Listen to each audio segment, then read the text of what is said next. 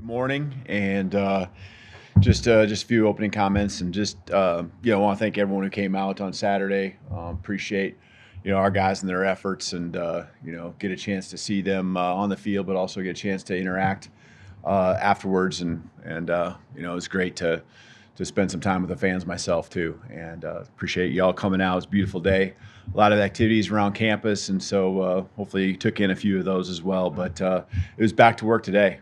That's our team's mindset right now. Is at a short team meeting, but back in the weight room, and we're 100 days away roughly from training camp, and we talk about taking advantage of every opportunity. And these guys back to work today. The next 2 weeks, lots of workouts, some individual one-on-one meetings that we would do anytime at the end of the season, at the end of the spring. So we're doing a lot of that. Guys taking care of their schoolwork.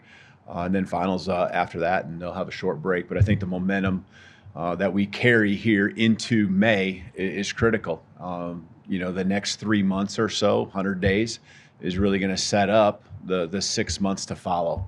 And, the question that we've been challenging our guys with going back to January when we saw the want to and we saw the desire is, can you sustain that level of intensity? And, refer to it as competitive stamina. Often, and that might be in the midst of a practice, it might be throughout the course of a week or a certain scrimmage. It might just even be for one play, But for us, that competitive stamina, and related to what I'm talking about, is can we carry it through each phase of the off season, and then that leading to us just having this way about us, how we do things, an edge to us that carries us through the entire fall. So I'm excited about the strides we made. I think there's some depth that's being created in our team. Referred to it kind of maybe as a blessing in disguise that we had so many guys that were out still, kind of going back to last season. I think it really, allowed us, forced us, in some ways to get a lot of guys more reps than they maybe would have had, and that's going to help us be a deeper and better team down the road. I'll open up for questions. Let's start with Charlie Potter on the right. Yeah, hey, Coach. Just with the portal opening on Wednesday, just what are maybe some positions you guys are looking to target? Yeah, I think you're just always looking to find the right person that fits who you are as a program, someone who can make your team better, our roster better. So we have just a couple scholarships really available to us. So we'll be careful, and they got to meet all those areas that we feel good about. The culture of our team, the chemistry from within, the work that's being put in. So, I like the combination of attrition and addition that we've had, whether it's high school guys coming in. 18 of our 21 guys were here, that we signed in December. And so, they aren't going to feel like freshmen this summer. And then also a few of the transfers have come in and really done a nice job blending in as well, and defining their roles more and more every single day, asking more out of them from a leadership standpoint. So we'll be super careful on what we do with the portal. There are some areas where we do know if we have the right person pop up, we would take advantage of that. Staying on the right side, we'll go to Dave. Yeah, Ryan just told us that if you guys played tomorrow, that Ty would be the guy at quarterback. What did he do this spring that made him, Ryan want to say something like that? And for you, where do you see that position right now? Mm-hmm. Yeah, I think there's a lot of great things they've all done. Ty continues to I think move trend upward. I think all of them have really added to their game. They're all at different spots because Keelan's learning the system. The other two know it better, for sure. And Ty, has been around and, has done a nice job. I think the trending upward is a big piece of it. Ty's an accurate thrower. There's always going to be balls that every guy wants back, but I think the ability to learn from your mistakes, learn from other people's mistakes, be able to comprehend things, not be overwhelmed to think that, he's just had more time.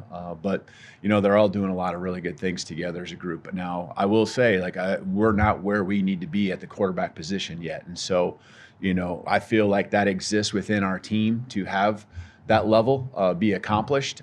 But this is part of the process. I shared with our team, we're not where we need to be as a team. I hope we don't ever think that. It's never been that case everywhere I've been. Any year I've been a part of, to where you finish spring ball in April and you're like, okay, we're good to go. people ask, "Are you ready for the season?" No, I'm not. We got a lot of work to do between now and August, and that's the case, I think, with the quarterback position. Jump to the far left, the Chase. Can you speak to the spring that Wilkin Formby had, and also a couple of the backup offensive tackles? Yeah, Wilkin. He's really come a long ways, and we just met this morning, a group of us with him, and I think the thing that you lose sight of sometimes is if you flipped on the film a year ago, what would it look like? We're in it every single day with him, and he's just focused on the now. But you peel back a little bit, and it's. I think sometimes you forget how far a guy has come, and that's the case with him. And it's a physical piece. It's a discipline piece for every guy, but I think as an offensive lineman, especially a tackle, there's so many little details now that he's picking up on that he wouldn't have picked up on even late in the season last year. And so it's more reps. It's just another cycle through, just like for all these guys of relearning the system, hearing the details again over and over, adding to your game. But he's gotten stronger. He's more confident. He's still, again, every day, got to get better.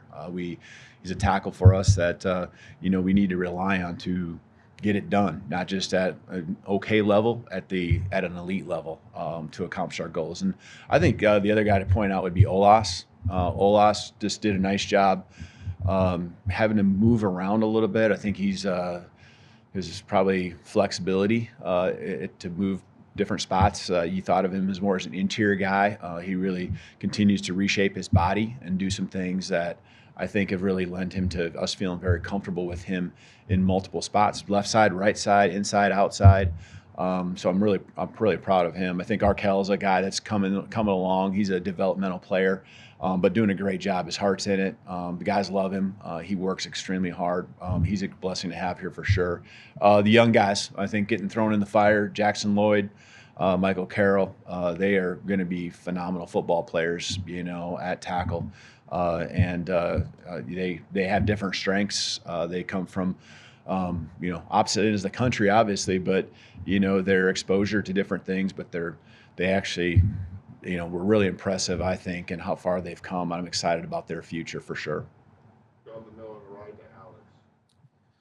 Feels like a little bit of a luxury in today's game to have three quarterbacks who you can all sort of envision being a potential starter. I'm curious, though, with the threat of the portal, how confident are you that you can keep that group together, and what would that mean? Yeah, I really hope that we can. When related to the portal in general, you never know, right? That possibility always exists, but I do feel good about our team and our roster as far as the general chemistry. Guys feeling like they're continuing to be developed, that they continue to have a chance to compete and have an opportunity here. I feel like that's the case at the quarterback position too. And Austin's growth, again, going back to where he was at, not even just a year ago, but just the middle of the season, seeing him continue to go this way. And, 3 isn't very many, but it's probably the number we're going to have to be at quarterback. That's, what we're expecting here going into the fall. So had 4 last year. I think that's kind of a unique situation. Have had 3 many times in the last few years. And you're always on edge. And the rest of the team has heard stay away from the quarterback more than they've ever heard it in their entire life this spring for sure. So, a lot of questionable sacks that I didn't call the defensive line. Felt like they got wronged on and cheated on by me because I own the quarterback whistle, and they got to stay away, but yet they got to get close enough to get a sack and blow the play dead. But we stayed away from the quarterback to make sure those guys are all healthy and upright. Go to Tony on the front left. You talked about being comfortable with Olas's ability to play both positions, but in an ideal world, is him and Michael Carroll, do you like what they are at tackle, or would you rather move inside? And is tackle a position that maybe if the right guy arises, is that something you're looking for in the portal? Yeah, good question. I think that's a good question as far as just, I think, development of guys. And I can think, and we could sit here forever and talk about some scenarios have been over the last 2 to 3 years where a guard has moved to tackle and a tackle has moved to guard, and you thought you recruited a guy for this spot and he became an NFL player and first-round draft pick at a different one, So Michael probably in particular, because we were obviously involved in his recruitment more so than Olas, but Michael, probably was recruited more as a guard, and he might become that someday. I don't know, but right now he's got that position flex that's really key for us, and he's got a mindset about him. Jackson's probably going to be a tackle, just a pure tackle, and then Olas, was a guard obviously, so that's what you come in thinking when you see the depth chart that was here in place before us, and we'll just keep cross training, dual training guys, and we do that across the board at a number of positions. We got receivers that can play inside, outside. We got safeties that can play corners that can play nickel, all that kind of stuff. And that's I think going to be important for our depth and readiness when different adversity hits us. Staying on that left side on the third row, let's go to Katie. Ryan Grubb just told us that Daniel Hill stood out as much as anyone this spring. Just kind of what did you see from him in that running back room? Yeah, I was really excited to see Daniel. He last fall, and still even this spring a little bit hampered a little bit with just some tweaks and injuries and stuff. And he'll end up being a really good one for us. We know that. And I felt like there was just enough that you did see last fall where he's got those just those instinctual things and running and cutting and things you expect out of a tailback, but just some subtle things that a 240, 245-pound guy doesn't do as easy as he does. And then even catching the ball in the backfield, just natural that way.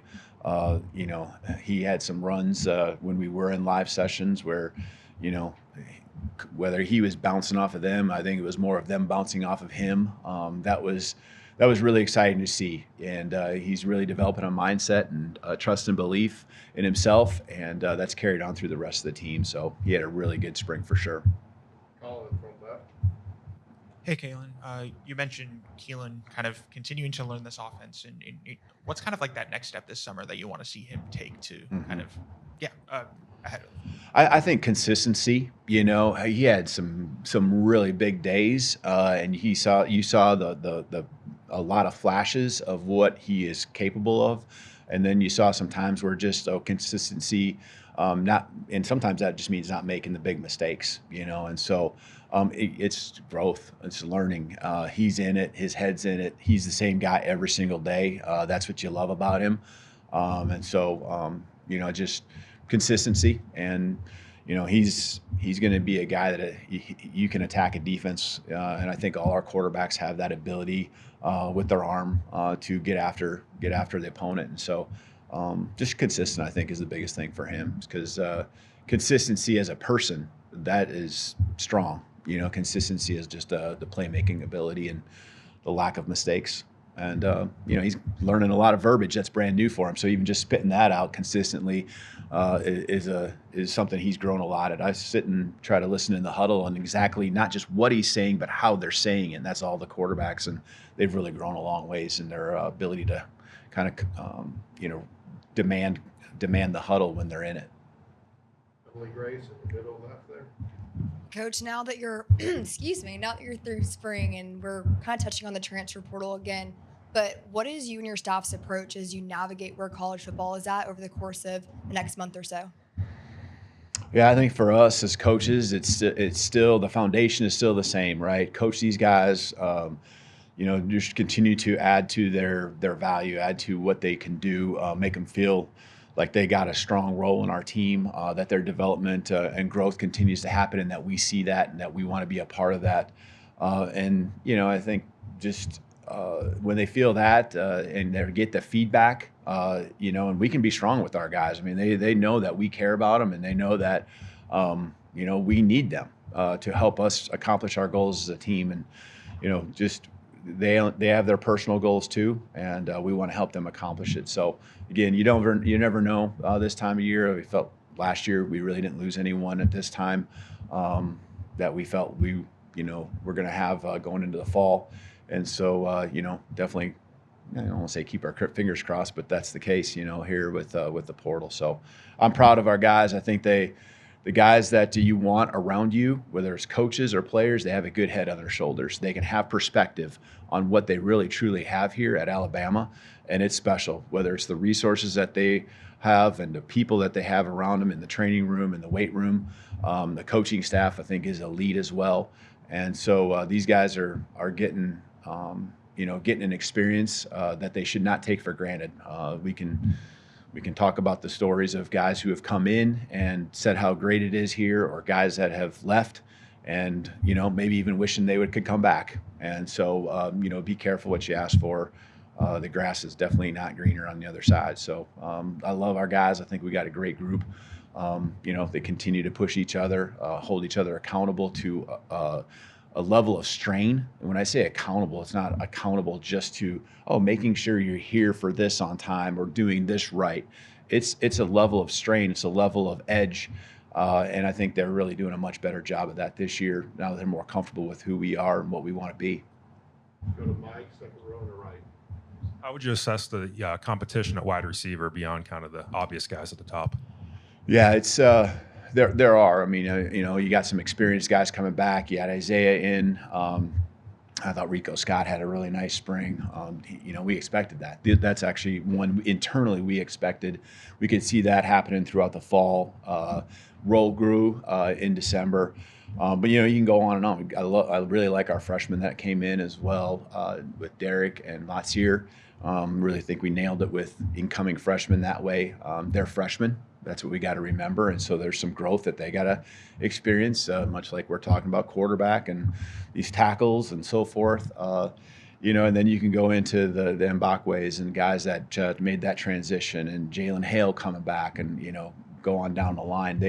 They all are just out there competing, and I like the mindset that's developing. And I say developing because it's something I think we're capable of, but we are far from there yet. And it's to be, the best receiving corps in the country, and that's not just one or two guys or three. That's the whole unit. And whoever goes out there, we're developing more confidence that they can get the job done. I like the versatility that a lot of these guys have, inside, outside. We can move guys around, much like we've been accustomed to over many years, to where you don't know where so-and-so is going to line up. And that might not just be the receivers. That might be the tight ends, the running backs. They can line up in empty. They can be out flex. They can be in tight to the box. If you're a tight end, you can put your hand on the ground. So we got a lot of position flex, a lot of versatility. The guys are understanding the system, not just the what and how of what they're supposed to do in their execution, but also the why. Okay, we got two more questions left, starting in the way back, Johnny. Staying with the receivers, just wanted to get your perspective on Isaiah Horton, how his spring was, and just his size stands out when you look at him in practice or out at A-Day. Just how much of a true red zone threat was that in consideration when you were trying to go get a guy like that? Yeah, I had high expectations for him coming in as far as who he would be, and he has definitely not let us down, or me down for sure. He's come in, and the thing I love about Isaiah is just the way he handled it. He's a guy that you want to ingrain and get yourself in there, but he went about his work. And guys, what I've seen here that come in and just do the work, they develop a respect amongst the team quicker than not, because that's what our guys care about, is who's going to come in, who really wants to be a part of this culture, who's willing to work. He has done that, and now all of a sudden you see him, because he is a productive guy. He does have that ability, and it's well-rounded. It's not just a red zone thing. That presence about him is something that's, I think, something we recognize, his teammates recognize, and have really grown a high level of respect. So he's got that body type. He caught some balls. I know it was televised and stuff. He caught some balls for Jalen at Pro Day, and he's showing out in a lot of different ways for some of us who had seen him a couple practices, but guys who can catch in-breaking routes coming in full speed and not break stride. That's something I think is one indicator of how smooth and how talented you are. But he's really fit in well. He's got a great personality, great teammate. All right, we'll finish up with Jimmy right here in the middle. Coach, going back to the being able to move receivers around, can you walk through a little bit of the thinking of Ryan Williams being in the slot at times, and the benefits that's going to give the offense and the problems it will present for defenses? Are you asking if we've been thinking about that? No, I mean, I know you have. Oh, okay. We have. Yeah, I mean, there's a lot of things you can do with Ryan. We never want to take away what he can do when he's out there isolated. But the ability for him, to get inside and get matchups, and he can get matchups against guys but pretty much against anyone. But I also think that, you know, we don't want to just put him in a spot. You know, I've seen slot guys get, you know, bracketed and so forth. And so we need to make sure that, again, that our system allows guys to get to all areas of the field. And because of Germ and because of these other guys, you know, we talk about Isaiah, we can go on and on and on through our roster right now that can go inside or outside. That will allow, you know, Ryan to be able to do that. So, you know, you want the greatness of others to help you become great. And that's something that's really big. You know, it's going to help Ryan have even a bigger season is because of the others around him. So, all right. Thank you guys. Roll Tide.